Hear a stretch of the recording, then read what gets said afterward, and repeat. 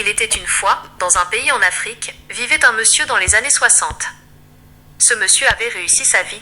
Et à l'époque en Afrique, lorsque quelqu'un réussissait sa vie, il était obligé de prendre chez lui tous les membres de sa famille pour pouvoir les aider. Entre-temps, son papa avait eu 2 femmes, et toutes les 2 femmes avaient eu des enfants. Lui, il était 2 à leur maman, sa grande sœur et lui, et la seconde femme avait beaucoup d'enfants.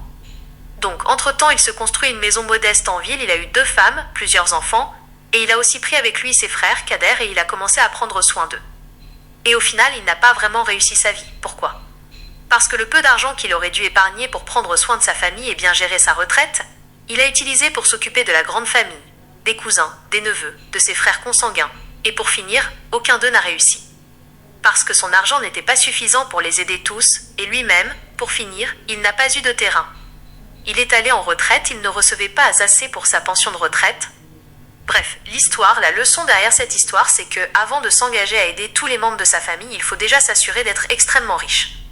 On ne peut pas attendre la main aux autres lorsqu'on n'est pas encore soi-même financièrement libre ou lorsqu'on n'a pas encore investi assez d'argent pour soi.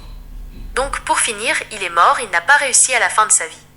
Ce sont ses enfants qui se débrouillaient pour prendre soin de lui et pour prendre soin de sa santé qui était fragile. Parce que oui, des années plus tard, il est tombé malade, il avait l'insuffisance rénale, il avait plusieurs maladies qui nécessitaient énormément d'argent. Donc, Africains, avant d'aider les membres de vos familles, mettez-vous déjà vous-même et votre famille à l'abri du besoin. Voilà la leçon derrière cette histoire.